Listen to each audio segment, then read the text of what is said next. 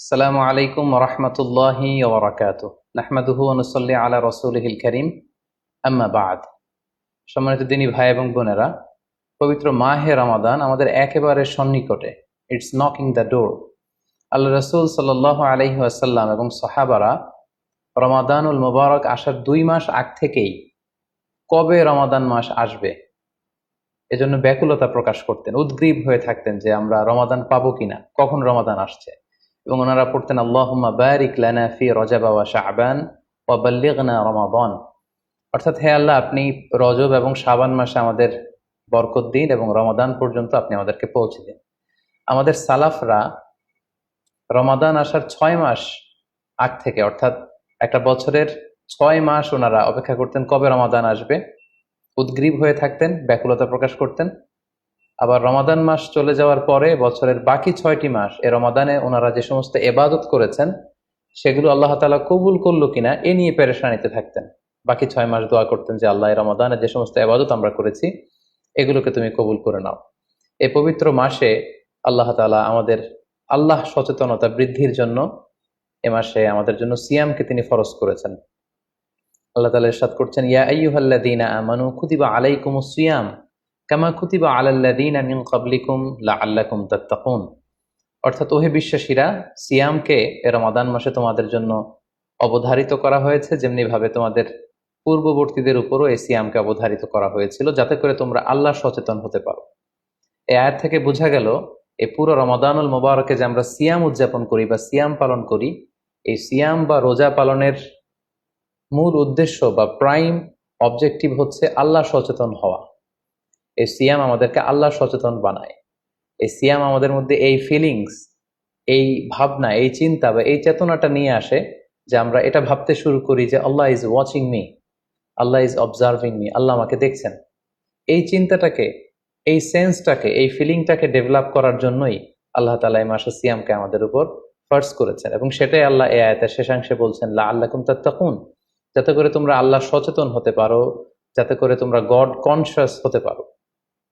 আমরা যখন সিয়াম পালন করি আমরা তখন ক্ষুধার্ত, আমরা তৃষ্ণার্ত। ঘরের ভেতরে আমরা চাইলে, কেউ নেই, কেউ আমাকে দেখছে না, আমি চাইলেই খেয়ে ফেলতে পারি। আমি চাইলেই কিন্তু পান করে আমার তৃষ্ণা মেটাতে পারি, কিন্তু আমি খাচ্ছিও না, পানও করছি না। কারণ আমি এটা ফিল করি যে কেউ দেখে না, কিন্তু আল্লাহ দেখে।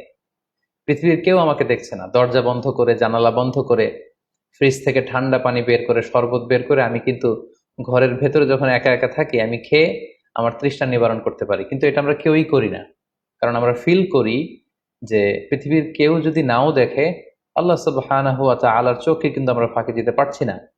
হি ইজ ওয়াচিং মি, তিনি আমাদেরকে দেখছেন। তাহলে সম্মানিত দিনী ভাই এবং বোনেরা, এই সিয়াম আমাদের মধ্যে আল্লাহ কনসিয়াসনেস, আল্লাহ সচেতনতা, এটা ডেভেলপ করে। পাশাপাশি সিয়ামের মাধ্যমে আমরা আমাদের প্রবৃত্তির উপর নিয়ন্ত্রণ অর্জন করি। গোটা বছর প্রবৃত্তি আমাদেরকে নিয়ন্ত্রণ করে, সারা বছর প্রবৃত্তি আমাদের উপর জিতে, আর আমরা এই রমাদান মাসে প্রবৃত্তির উপর জয়লাভ করি। যেমন পুরো বছর ব্যাপী আমার যখন ক্ষুধা লাগে আমি খাই, তৃষ্ণার্ত হলে পানি পান করি, আমার কামনা জাগলে সেই কামনা আমি পূরণ করি। কিন্তু রমাদানে ক্ষুধা লাগলে কিন্তু আমরা খাই না। তৃষ্ণায় গলা ফেটে যাচ্ছে, তৃষ্ণায় গলা কাঠ হয়ে যাচ্ছে, কিন্তু এক ফোঁটা পানি আমি পান করছি না। সিয়াম পালন করা অবস্থায় দিনের বেলা আমরা যারা বিবাহিত, আমাদের স্ত্রীদের সাথে অন্তরঙ্গ মুহূর্ত আমরা কাটাচ্ছি না। তার মানে আমার যেটা মন চাচ্ছে, আমার যেটা ডিজায়ার, আমার যেটা ডিমান্ড, সেটা আমি ফুলফিল করছি না। অর্থাৎ আমার প্রবৃত্তিকে আমি নিয়ন্ত্রণ করি। তাহলে সিয়াম পালনের মাধ্যমে প্রবৃত্তিকে কিভাবে কন্ট্রোল করা যায়, প্রবৃত্তিকে কি করে নিয়ন্ত্রণ করা যায়, এটা আমরা শিখি। সারা বছর প্রবৃত্তি আমাদের উপর জয়লাভ করে, আর এই সিয়ামের মধ্যে দিয়ে কেমন যেন রমাদানে আমরা প্রবৃত্তির উপর জয়লাভ করি। আমাদের কাছে প্রবৃত্তি হেরে যায়, জিতে যায় আমাদের আল্লাহ তাআলার প্রতি আস্থা এবং ভালোবাসা।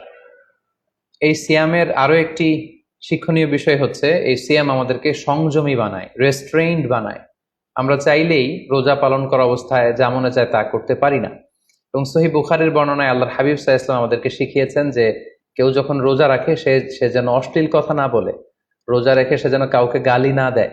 এমনকি কেউ যদি তাকে গালি দেয় অথবা কেউ যদি তার সাথে ঝগড়া লাগতে আসে, সে যেন বলে ইন্নী ইমরুউন সাইম, অর্থাৎ আই এম ফাস্টিং, আমি রোজাদার, আমি রোজা পালন করছি। রোজা পালন করা অবস্থায় আমার পক্ষে অশ্লীল কথা বলা, ঝগড়া করা, কোনো বাক বিতণ্ডায় জড়ানো সম্ভব না। তার মানে এই সিয়াম পালনের মধ্যে দিয়ে সংযম যে ব্যাপারটা, এই ব্যাপারটা আমাদের আয়ত্তে চলে আসে। আমরা এই সিয়াম পালনের মধ্যে দিয়ে সংযমী হয়ে উঠি।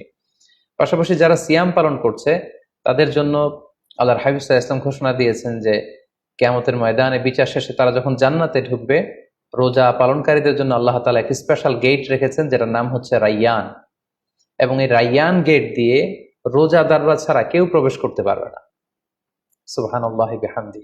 আর একবার এই রাইয়ান দরজা দিয়ে যে ব্যক্তি ঢোকার সুযোগ পাবে জান্নাতে, he will never be thirsty again. সে কখনো আর তৃষ্ণার্ত হবে না, চিরকালের জন্য তার গলা থেকে তৃষ্ণা হারিয়ে যাবে। পাশাপাশি আল্লাহ তাআলা ইরশাদ করছেন যে সব আমলগুলোকে সওয়াব বাড়ানো হয় এবং সওয়াবের প্রতিদান বান্দাদেরকে দেয়া হয়, কিন্তু এই সিয়ামের ব্যাপারটা ভিন্ন। এর প্রতিদান আমি আল্লাহ নিজ হাতে দেব। আরেক বর্ণনা এসেছে এই সিয়ামের প্রতিদান আমি নিজেই। আমরা যদি একটু খেয়াল করে দেখি যে রমাদানুল মুবারাকে আমরা যত নেক আমল করছি বা সৎকর্ম করছি, এগুলোর সওয়াবগুলোকে কিন্তু জ্যামিতিক হারে বাড়ানো হয়। দ্য রিওয়ার্ডস অফ আমাল is multiplied in this blessed month of Ramadan. এ মাসে আমরা একটা নফল আবাদত করলে সেটা ফরজের সমান সওয়াব দেওয়া হচ্ছে। একটা ফরজ আবাদত করলে সেটা 70 থেকে 700 গুণ সওয়াব দেওয়া হচ্ছে। এ মাসে উমরা করলে সেটা হজের সমান সওয়াব দেওয়া হচ্ছে। অর্থাৎ অর্থাৎ অন্যান্য মাসে আমরা যদি নেক আমল করি তাহলে সেটার সওয়াবকে বাড়ানো হয় গাণিতিক হারে, কিন্তু এই রমাদানুল মুবারাকে কোনো নেক আমল করলে এর সওয়াবকে বাড়ানো হয় জ্যামিতিক হারে। এটাকে মান্থ অফ স্পেশাল অফার বলা হয়, বিশেষ অফারের মাস। আল্লাহ তাআলা চেয়েছেন যে বিশেষ অফার দিয়ে আমাদেরকে ইবাদতের প্রতি আগ্রহী করে তোলে, আকৃষ্ট করে তোলে। তিনি যেন আমাদের গুনাহগুলোকে ক্ষমা করে দিয়ে আমাদেরকে পাপ মুক্ত বান্দা হিসেবে স্বীকৃতি দিতে পারেন, তার একটা কেমন যেন আয়োজন তিনি করে থাকেন আমাদের জন্য পবিত্র মাহে রমাদানে। এবং এই রমাদানুল মুবারকের প্রতিটি রাতে আল্লাহ তাআলার পক্ষ থেকে একজন বিশেষ আহ্বানকারী ফেরেশতা তারা ডাকতে থাকে আর বলতে থাকে, ইয়া বাগিয়াল খায়রি আকবিল, হে কল্যাণের অভিযাত্রী, হে কল্যাণের পথের যাত্রী, আকবিল, প্রসিড, গো অন, আরো সামনে যাও, আরো নেক কাজ করো, আরো ভালো কাজ করো। ইয়া বাগিয়াশ শাররি আকসির, হে পাপের পথের যাত্রী, আকসির, স্টপ, থেমে যাও, অনেক হয়েছে, আর না, আর অন্যায়ের দিকে ধাবিত হয়েও না। এটা প্রতি রাতেই, রমাদানের প্রতিটি রাতেই এই আহ্বান করা হয় যে হে কল্যাণের পথের যাত্রী, ভালো কাজ করতে থাকো, হে অকল্যাণের পথের যাত্রী, এখনই থেমে যাও, আর সামনের দিকে আগ বাড়িও না। এবং এই বরকতপূর্ণ মাস পেয়েও যারা আল্লাহ তাআলার ক্ষমা পায়নি, রাসূল সাল্লাল্লাহু আলাইহি ওয়াসাল্লাম তাদের জন্য ভয়ঙ্কর ওয়ার্নিং দিয়েছেন, হুঁশিয়ারি দিয়েছেন, গভীর হুঁশিয়ারি তিনি বর্ণনা করেছেন। মসজিদে নববীতে আল্লাহ রাসূল সাল্লাল্লাহু আলাইহি ওয়াসাল্লাম একবার মিম্বারের প্রথম ধাপে পা রেখে বললেন আমিন, দ্বিতীয় ধাপে পা রেখে বললেন আমিন, তৃতীয় ধাপেও পা রেখে বললেন আমিন। সাহাবারা জিজ্ঞেস করলেন, ইয়া রাসূলুল্লাহ, তিনবার কেন আমিন বললেন? আমরা তো বুঝতে পারলাম না। আল্লাহ রাসূল সাল্লাল্লাহু আলাইহি ওয়াসাল্লাম তখন বললেন যে এইমাত্র জিবরিল আমার কাছে এসে আমাকে শুনিয়েছে যে যে ব্যক্তি রমাদানুল মুবারক পেয়েও ইবাদতের মাধ্যমে আল্লাহর ক্ষমা পেল না, সে দুর্ভাগা, সে হতভাগা। আমি তখন বলেছি আমিন। তারপর জিবরিল বলল যে মা বাবা উভয়কে পেয়ে তাদেরকে সন্তুষ্ট করার মধ্য দিয়ে যারা আল্লাহর জান্নাতকে হাসিল করতে পারলো না, তারা দুর্ভাগা, হতভাগা। আমি বলেছি আমিন। তৃতীয় পর্যায়ে জিব্রাইল বলেছে যে হে নবী, আপনার নাম শুনবার পরেও যে আপনার উপর দুরূদ পাঠালো না, অর্থাৎ সাল্লাল্লাহু আলাইহি ওয়াসাল্লাম বলল না, সে দুর্ভাগা, সে হতভাগা। তখন আমি বলেছি আমিন। সম্মানিত শুধু এই হাদিস থেকে আমরা বুঝতে পারি যে যারা রমাদান পেয়ে আল্লাহর প্রিয় ভাজন বান্দা হতে পারলো না, আল্লাহর কাছ থেকে ক্ষমার ঘোষণা পেল না, তাদের চেয়ে দুর্ভাগা এবং হতভাগা আর কেউ হতে পারে না। তাই যেহেতু রমাদান আমাদের একেবারে সন্নিকটে, আর মাত্র 2 দিন পরে এই পবিত্র মাস আমাদের মাঝে আগমন করবে, তাই আমাদের উচিত এই মাসটাকে ভাব গাম্ভীর্যের সাথে উদযাপন করা, to take the best out of this blessed month, যত বেশি পরিমাণে সম্ভব নেক কাজ করে আল্লাহ তাআলার ক্ষমাপ্রাপ্ত বান্দাদের অন্তর্ভুক্ত হওয়ার চেষ্টা করা। আমরা যদি এই মাসকে উদযাপনের জন্য এখন থেকে একটা প্ল্যান করি বা প্রোগ্রাম করি এবং সেটার আলোকে যদি পুরো মাসটি আমরা পরিচালনা করবার চেষ্টা করি, তাহলে আশা করি খুবই ফ্রুটফুল ওয়েতে এই যে অফার দেয়া হয়েছে, স্পেশাল অফার, এই অফারগুলোকে আমরা কাজে লাগাতে পারবো এবং বেশি বেশি আবাদত করে আল্লাহ তাআলার প্রিয় ভাজনদের অন্তর্ভুক্ত হতে পারবো। এই পৃথিবীতে আমরা যখন কোনো বিজনেস রান করি, নিশ্চয়ই তার আগে একটা প্ল্যান করি, একটা প্ল্যান সাজাই। বড় কোনো প্রজেক্ট যখন আমরা হাতে নেই, আমরা একটা প্রজেক্ট প্ল্যান দাঁড় করাই এবং সেটার আলোকে আমরা সেই প্রজেক্টটাকে রান করবার চেষ্টা করি। তাই আর যেহেতু মাত্র 2 দিন বাকি, আমরা যদি এখন থেকেই একটি প্ল্যান করি বা একটি পরিকল্পনা সাজাই, হতে পারে এটা লিখিত পরিকল্পনা, কিংবা অ্যাটলিস্ট নিজের সাথে নিজের বোঝাপড়া যে আমি এই কাজগুলো রমাদানে করতে চাই, এগুলো করতে চাই না, ডুজ এন্ড ডোন্টস গুলোকে আমি মেনে চলতে চাই, যেগুলো করা উচিত এগুলো আমি বেশি বেশি করব, যেগুলো থেকে দূরে থাকা উচিত এগুলোর ব্যাপারে আমি সাবধান থাকবো। অ্যাটলিস্ট মনের সাথে মনে একটা বোঝাপড়া অথবা কাগজে লিখে আমাদের একটি পরিকল্পনা করা উচিত। সো এ পর্যায়ে এই রমাদান কেন্দ্রিক আমরা কি ধরনের পরিকল্পনা করতে পারি এবং সেই পরিকল্পনায় কোন কোন বিষয়গুলো স্থান পেতে পারে বলে আমি মনে করি, সেগুলো আপনাদের সাথে সংক্ষিপ্তভাবে শেয়ার করবো ইনশাল্লাহ। প্ল্যান করার ক্ষেত্রে সর্বপ্রথম যেটা আমি বলবো, প্ল্যান করবার সময় অল্প প্ল্যান করুন এবং সেটা যতটুকু প্ল্যান আপনি করবেন সেটা নিয়মিত করবার চেষ্টা করুন। আমাদের অনেকের মধ্যে এমন একটা ভাব কাজ করে যে যেহেতু এটা অনেক রহমতের মাস, বরকতের মাস, মাগফিরাতের মাস, আবেগে তারা অনেক বেশি প্ল্যান করে ফেলে এবং সেই অনুযায়ী রমাদানের শুরুতেই সারা রাত তাহাজ্জুদ, সারাদিন এবাদত তেলাওয়াত, এরকম 2-4 দিন চলার পরে, কয়েকদিন যাওয়ার পরে সে আবেগটা ঝরে পড়ে, সে আবেগটাকে সে ধরে রাখতে পারে না। কারণ এমন প্ল্যান করা হয়েছিল যেটা রেশনাল ছিল না, যেটা হয়তো যৌক্তিক ছিল না বা বাস্তবসম্মত ছিল না। সো প্ল্যান করার ক্ষেত্রে আমার প্রথম পরামর্শ হচ্ছে অল্প প্ল্যান করুন এবং যতটুকু প্ল্যান করবেন সেটা পুরো রমাদান ব্যাপী, হোল দ্য মান্থ লং আপনি সেটাকে পালন করবার চেষ্টা করুন। কারণ আল্লাহ রাসূল সাল্লাল্লাহু আলাইহি ওয়াসাল্লাম বলেছেন, আহাব্বুল আমালি ইলাল্লাহি আদওয়ামুহা ওয়া ইন কাল্লা। আল্লাহ তাআলার কাছে সবচেয়ে প্রিয় আমল হচ্ছে সেটা যেটা মানুষ নিয়মিত করে, যেটা বান্দা রেগুলার বেসিসে করে, যদিও এটা পরিমাণে কম হয়।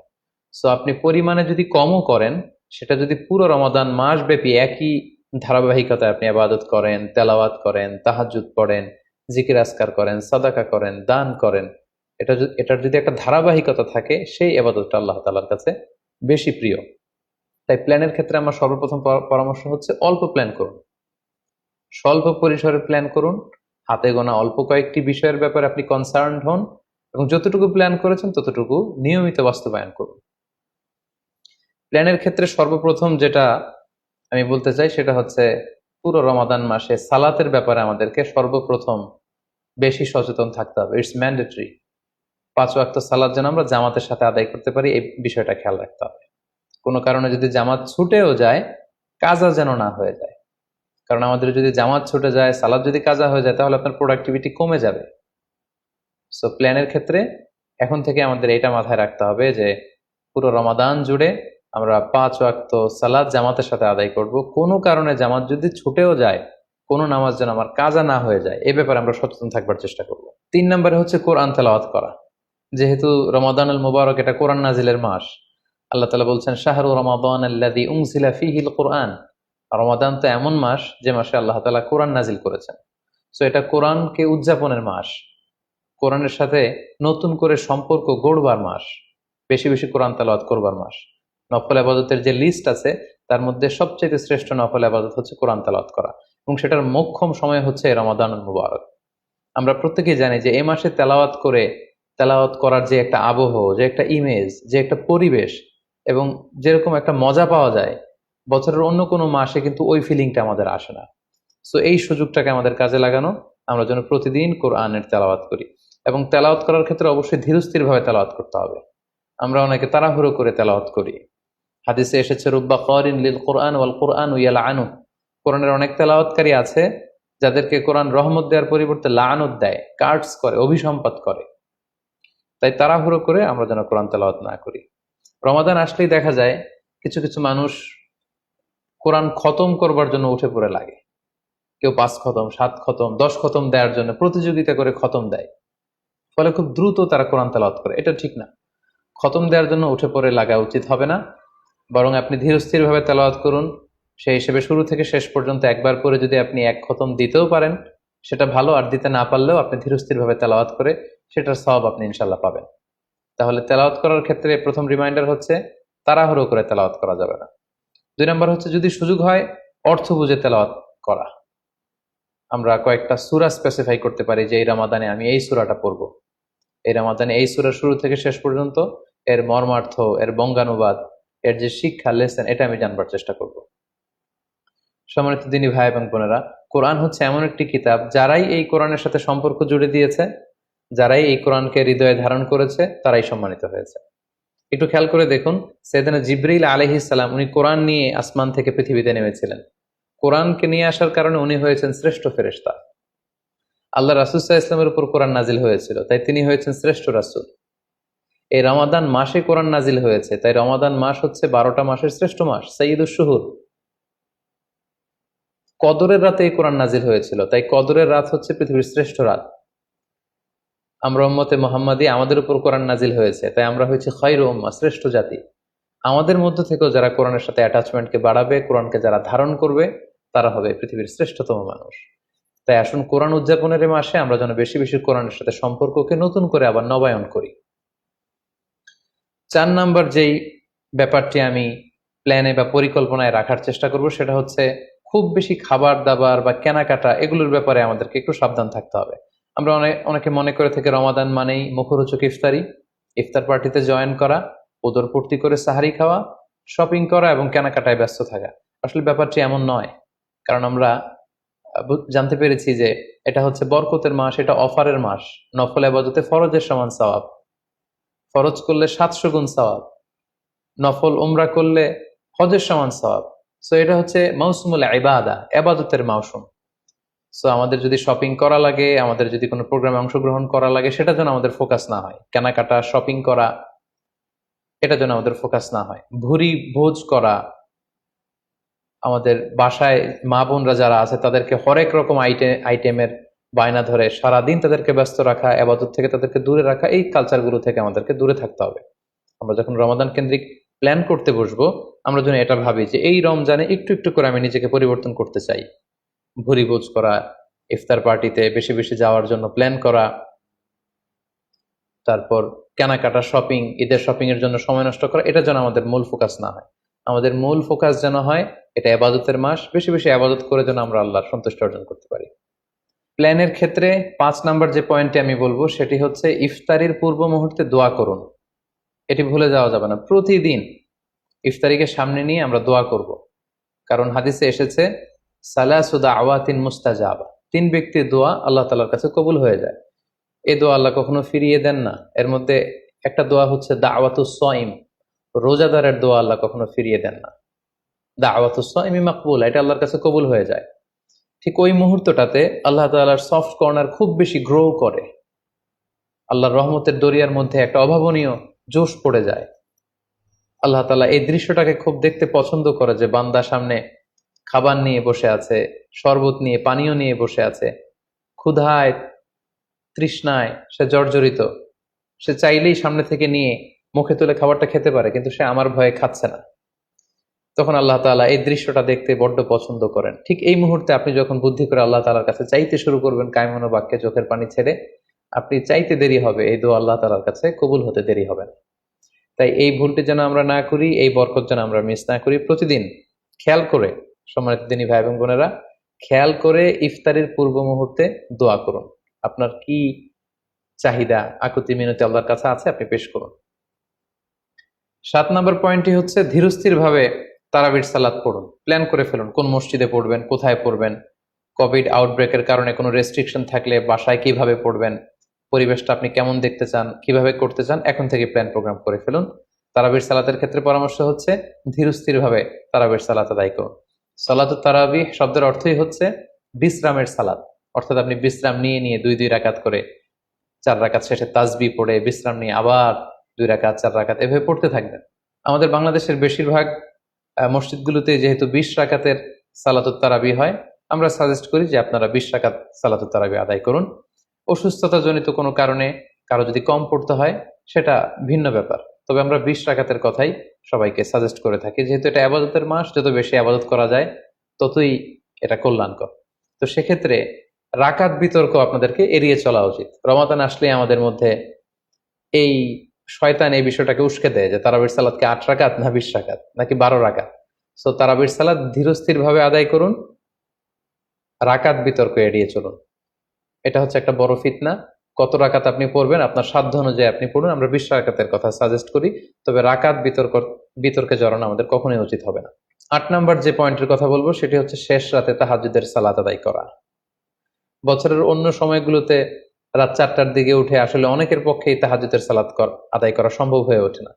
যেহেতু রমাদানুল মুবারকে সাহারি খাওয়ার জন্য আমাদেরকে উঠতেই হচ্ছে, সাহারি খাওয়ার পরে আপনি অজু করে আপনার সুবিধা মতো 2 রাকাত 4 রাকাত তাহাজ্জুদের সালাত আপনি আদায় করুন।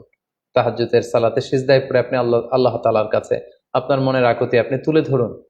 এই মুহূর্তটাতে, তাহাজ্জুদের এই সময়টাতে আল্লাহ তাআলা প্রথম আকাশে মনোনিবেশ করে তিনি ডাকতে থাকেন, কার কি লাগবে, কার খাবারের দরকার আমার কাছে চাও, আমি খাবারের ব্যবস্থা করে দেব, কার রিজিকের দরকার রিজিকের ব্যবস্থা করে দেব, কার সফলতা দরকার, আমি আল্লাহ তাআলা সফলতা দেওয়ার মালিক, আমি সফলতার ব্যবস্থা করে দেব। যে মুহূর্তটুকুতে বা যে সময়ে আল্লাহ তাআলা আমাদেরকে দেওয়ার জন্য তিনি আমাদেরকে ডাকছেন, আমাদেরকে দেওয়ার জন্য তিনি বসে আছেন, প্রস্তুত, আহ্বান করছেন, কিন্তু আমরা সে আহ্বানে সাড়া দিচ্ছি না। তাই রমাদানুল মুবারকে তাহাজ্জুদের সালাতের অভ্যাস করার একটা সুবর্ণ সুযোগ কিন্তু আমাদের আসছে। যেহেতু সাহারি খেতে আমরা উঠবই, উঠে আমরা তাহাজ্জুদের সালাত আদায় করে নেব। 9 নম্বর যে পয়েন্টটি উল্লেখ করতে চাই সেটি হচ্ছে সোশ্যাল মিডিয়ার নিয়ন্ত্রিত ব্যবহার বা পরিমিত ব্যবহার। যত কম ব্যবহার করা যায়, ফেসবুক, ইউটিউব, অনলাইনে যত আপনি কম সময় দিতে পারবেন, আপনার প্রোডাক্টিভিটি তত বাড়তে থাকবে। জরুরি প্রয়োজনে যে সমস্ত কাজ একেবারে করাই লাগে, যেগুলোকে অ্যাভয়েড করা মোটেও সম্ভব না, সেগুলো আপনি করতে পারেন। তবে আমাদের সাজেশন হচ্ছে ফেসবুকিং, টুইটারিং এবং ইউটিউবিং, এই সমস্ত কাজে, সোশ্যাল মিডিয়ার কাজে যত কম আপনি এই রমাদানুল মুবারকে সময় ব্যয় করতে পারবেন, সময়টা ঠিক ততই আপনার প্রোডাক্টিভ ওয়েতে কাজে লাগবে ইনশাআল্লাহ। 10 নম্বর পয়েন্ট এবং সর্বশেষ পয়েন্ট হচ্ছে রমাদানুল মুবারকের মূল আকর্ষণ হচ্ছে রমাদানুল মুবারকের শেষ দশকে, অর্থাৎ রমাদানের কদরের রাতগুলো হচ্ছে লাস্ট 10 days অফ রমাদানে। আল্লাহ রাসূল সাল্লাল্লাহু আলাইহি ওয়াসাল্লাম ইরশাদ করেছেন, ফালতামিসু ফিল আশরিল আওয়াখিরি মিনাল বিতর, রমাদানের শেষ দশকের বেজর রাত্রিগুলোতে তোমরা কদরের রাত তালাশ করো। তাই আপনারা যখন প্ল্যান করতে বসবেন, এখনই ক্যালেন্ডার সামনে নিয়ে রমজানের শেষ দশক কত তারিখ থেকে কত তারিখ পরে প্ল্যান করে নিন, এবং অড নাইটগুলো, বেজর রাত্রিগুলো কোন কোন রাত্রিগুলো হতে পারে এখনই প্ল্যান করে নিন। যত ধরনের ব্যস্ততা, যত ধরনের ঝামেলা, যত ধরনের দায়িত্ব, এই কাজগুলোকে আপনি আগে পরে সেরে নেবেন, কিন্তু এই 10 দিনের স্পেশাল টাইমটাকে আমাদের ইবাদতের জন্য রাখা উচিত। আল্লাহ রাসূল সাল্লাল্লাহু আলাইহি ওয়াসাল্লাম রমজানের শেষ দশকে যখন তিনি পৌঁছতেন, তিনি তখন এমন ভাবে ইবাদত করতেন, তিনি কাউকে চিনতেন না, কারোর সাথে বেশি কথা বলতে চাইতেন না। তিনি রাতে সারা রাত জেগে থাকতেন, ফ্যামিলি মেম্বারদেরকে উঠিয়ে দিতেন, জাদ্দা ওয়া সাদ্দাল মিজহার, কোমরে গামছা বেঁধে তিনি ইবাদতে লেগে পড়তেন। এই শেষ দশকে তিনি এত ইবাদত করতেন, বছরের কোনো সময়ে আল্লাহ রাসূল সাল্লাল্লাহু আলাইহি ওয়াসাল্লামকে এত বেশি ইবাদত করতে কিন্তু দেখা যেত না। তাই এই শেষ দশকের বেজর রাত্রিগুলো যেন আমরা মিস না করি, এবং শুধু 27 রমজানে আমরা কদর হিসেবে পালন করব, ব্যাপারটা যেন এমন না হয়ে যায়। কারণ যদি কোনো কারণে কদর মিস হয়ে যায়, এটা হচ্ছে খায়রুম মিন আলফি শাহর, 1000 মাসের চেয়েও সেরা। ওই এক রাতের ইবাদত হচ্ছে 1000 মাসের ইবাদতের সমান। এবং আল্লাহর হাবিব সাল্লাল্লাহু আলাইহি ওয়াসাল্লাম বলেছেন, মান হুরিমা খায়রাহা ফাকাদ হুরিম, যে কদরের রাতের বরকত থেকে বঞ্চিত হলো, হি ইজ দ্য লুজার। এই বরকতের মাসে নিশ্চয়ই আমরা কেউই লুজার হতে চাই না, আমরা সবাই গেইনার হতে চাই। তো আমরা যদি গেইনার হতে চাই, রমাদানের সর্বোচ্চ বরকতটুকু যদি আমরা হাসিল করতে চাই, লাস্ট 10 days অফ রমাদান, রমজানের শেষ দশকের বেজর রাত্রিগুলো যেন আমরা খুবই আন্তরিকতার সাথে সিনসিয়ারলি ইবাদত করে কদরের বরকত হাসিল করবার চেষ্টা করি। সম্মানিত দিনী ভাই এবং বোনেরা, রমাদান আসতে আর মাত্র 2 দিন বাকি। সংক্ষিপ্ত পরিসরে রমাদান কেন্দ্রিক আমাদের প্ল্যান কেমন হওয়া উচিত এবং সেই প্ল্যান বা পরিকল্পনাতে কোন কোন বিষয়গুলো আমাদের খেয়াল রাখা উচিত, এই বিষয়ে সংক্ষিপ্ত পরিসরে আমি আলোচনা করলাম। আশা করি এগুলো যদি আমরা খেয়াল রাখি, তাহলে খুব ফ্রুটফুল এবং প্রোডাক্টিভ ওয়েতে আমরা আমাদের রমাদানকে কাটাতে পারবো। আমরা গত বছর আমাদের অনেক প্রিয়জনদের সাথে একসাথে রমাদান কাটিয়েছি, তাদের অনেকে কিন্তু এবছর আমাদের সাথে নেই। এবং কোভিড আউটব্রেকের এই যে সেকেন্ড ওয়েভ, থার্ড ওয়েভ যেভাবে শুরু হয়েছে, আমরা আমাদের অনেক প্রিয়জনদেরকে হারিয়েছি। আমরা এই রমাদান কারা পুরো রমাদান পাবো আমরা জানি না, আবার আগামী বছরের রমাদান পর্যন্ত আমরা বেঁচে থাকবো কিনা সেটাও আমরা জানি না। সো এই রমাদান হতে পারে আমাদের জীবনের শেষ রমাদান। We should consider this Ramadan the last and final chance in our life. আমাদের এভাবে চিন্তা করা উচিত যে হতে পারে এটা আমার জীবনের শেষ রমাদান, তাই আমার গুনাহ মাফের একটা সুবর্ণ সুযোগ হচ্ছে এ রমাদান মাস। তাই এই মাসের সর্বোচ্চ বরকতটুকু হাসিল করার জন্য আমরা যেন বুদ্ধিমানের পরিচয় দেই, আমরা যেন বেশি বেশি ইবাদত করে আল্লাহ তাআলার প্রিয় ভাজনদের অন্তর্ভুক্ত হতে পারি। সম্মানিত সুধী, কোভিড আউটব্রেক গোটা বিশ্বব্যাপী ছড়িয়ে পড়েছে। বিশেষ করে বাংলাদেশে সেকেন্ড ওয়েভের কবলে পড়ে আমরা আমাদের অনেক প্রিয়জনদেরকে হারিয়েছি। সো আসুন আমরা সাবধানে জীবনযাপন করি। বি সেফ, যেখানে থাকুন আপনারা সাবধানে থাকুন, সেফ থাকুন, এবং অবশ্যই ঘরের বাইরে যখন বেরোবেন মাস্ক পরে বেরোবেন। হ্যাভ এ গ্রেট রমাদান। আসসালামু আলাইকুম রহমতুল্লাহ।